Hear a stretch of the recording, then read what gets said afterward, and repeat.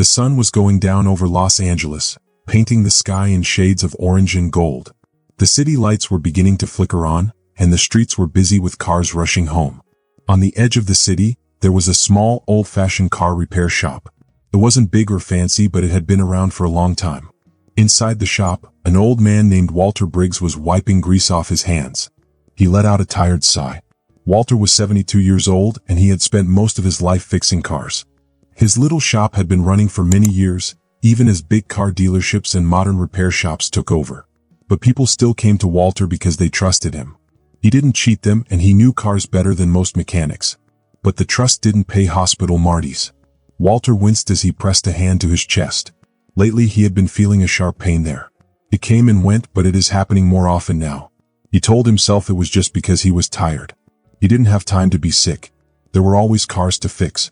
Just as Walter was getting ready to close the shop for the night, he heard a loud, rough noise coming from the street. It was the sound of a car struggling to stay alive. He turned and saw a Ferrari rolling to a stop in front of his shop. It was deep red, sleek, and expensive. This wasn't the kind of car Walter usually worked on. It was a car that belonged in a showroom, not in his little garage. The engine coughed one last time before shutting off completely. A moment later, the car door opened and a tall man stepped out. He was dressed in a black leather jacket and dark jeans. He wore sunglasses even though the sun was almost gone. He looked like someone from a movie, cool, confident, and out of place in Walter's dusty shop. The man walked up to Walter with a polite smile. "Good evening. Think you could take a look?" Walter eyed the car, then the man. There was something familiar about him, but Walter couldn't figure out why. Maybe he had seen him somewhere before, but he didn't think too much about it. He had met plenty of rich guys with fancy cars. Walter grunted. "Too fancy for me." The man chuckled. "Yeah, but a car is still a car, right?" Walter smirked. "A motor is a motor." Without another word, he grabbed his toolbox and lifted the hood of the Ferrari. He didn't know it yet, but he had just met Keanu Reeves. Inside the garage, the air was filled with the scent of oil, metal, and hard work. Walter's sleeves were rolled up as he studied the engine. The tall man stood nearby, watching with quiet interest. Walter had seen many rich car owners before. Most of them loved their cars but didn't know a thing about how they worked. But this man was different. He didn't just wait impatiently, he watched Walter work like he actually cared. Walter muttered as he worked. "Too many wires, too many computers. These new cars don't let you feel the machine anymore." The man smirked. "I like people who do things the right way." Walter snorted. "Then you're in the wrong city, kid." The man laughed but didn't say anything. Walter focused on fixing the engine, turning a wrench and adjusting a belt. He had worked on thousands of cars in his life, and this one wasn't so different. But something didn't feel right. His chest felt tight and his breathing was heavier than usual. A dull pressure spread across his ribs. He ignored it. He had a job to do. "You've been doing this a long time?" the man asked. Walter didn't look up. 50 years. Opened this shop in 74. Been running it ever since." The man nodded. "That's rare these days." Walter wiped the grease from his hands and looked at the stranger. "Yeah. What do you do?" The man smiled. "I work in entertainment." Walter raised an eyebrow. "Music? Movies?" The man hesitated for a moment. "Movies." Walter grunted. "Figures. Always a Hollywood guy driving a Ferrari." The man laughed, not offended, just amused. "Not mine. Borrowed it from a friend. But I do like cars." Walter nodded. "At least you respect them. Most rich people treat them like trophies." The man's smile faded a little.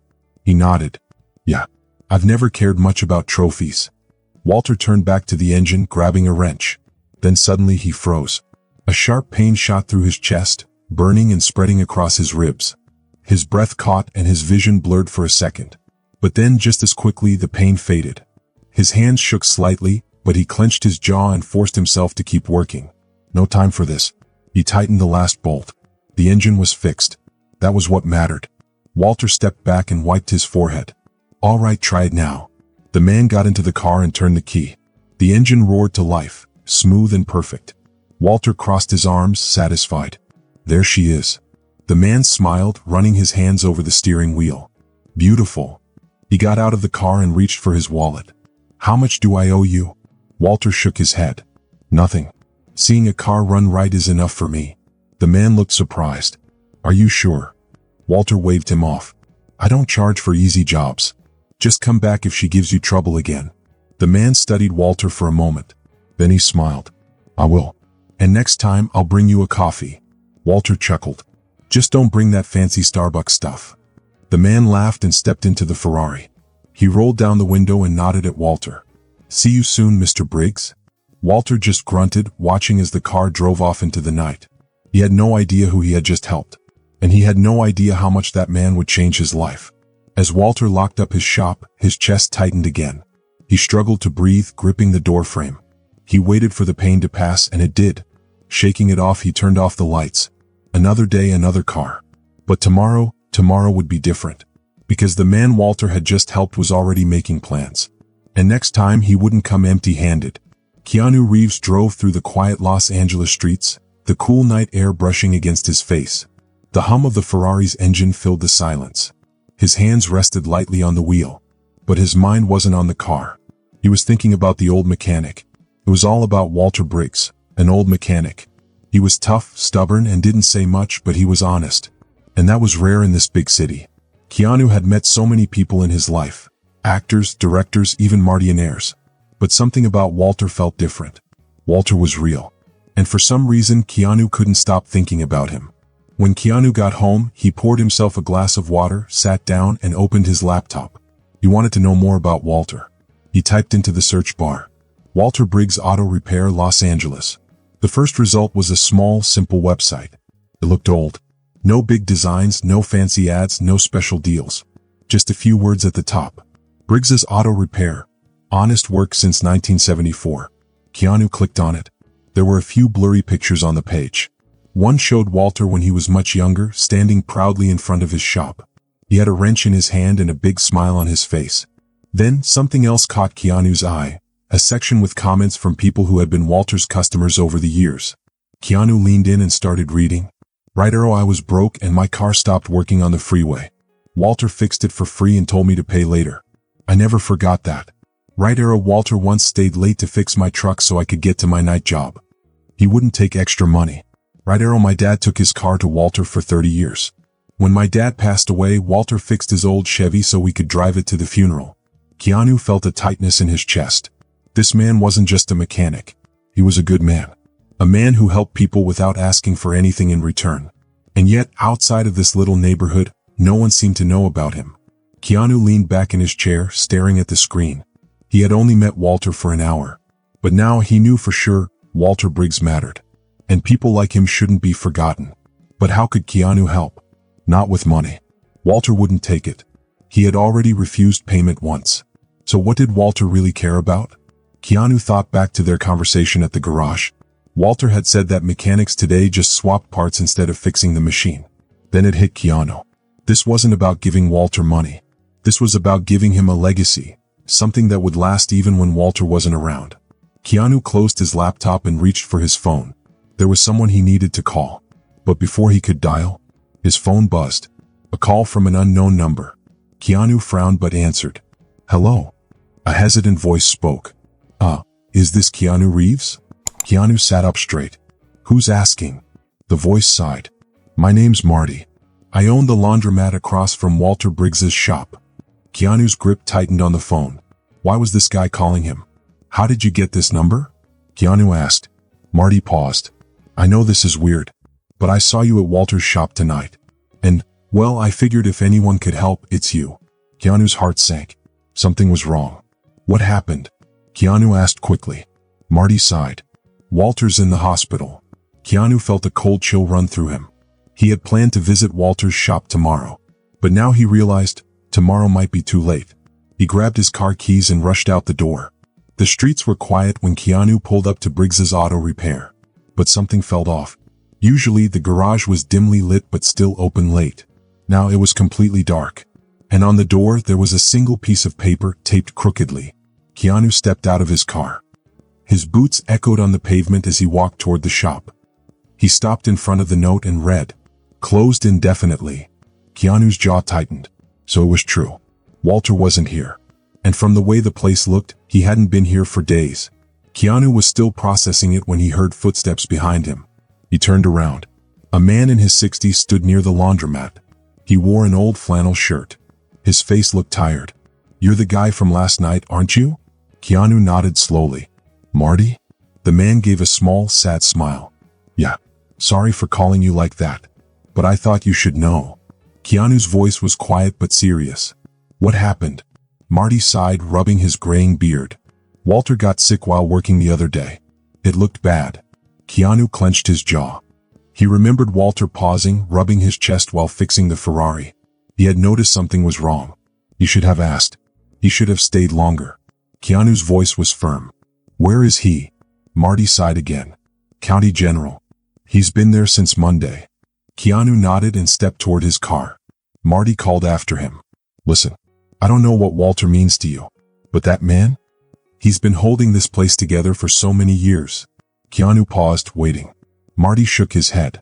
Now, I don't know if he has the strength to keep fighting. Keanu's grip tightened on his car keys. Walter had given everything to this shop, to this community, and now, no one was fighting for him. Keanu wasn't going to let that happen. Without another word, he got into his car, and he sped off toward the hospital. This wasn't just about fixing a broken car anymore. This was about fixing something bigger. Keanu's hands gripped the wheel as he drove. Walter might not want charity, but Keanu wasn't offering charity. He was offering something more. And whether Walter liked it or not, Keanu wasn't giving up on him. Keanu wasn't leaving that hospital without a plan. This wasn't just a visit, this was the start of something big. The hallways of County General smelled like medicine and old coffee. The lights were too bright and the air was too cold. Doctors and nurses walked quickly, their shoes clicking against the floor. Keanu Reeves walked through the hall with purpose. His black boots made soft sounds on the shiny floor. He wasn't here for fun. He wasn't here to take pictures or sign autographs. He wasn't even here for a movie.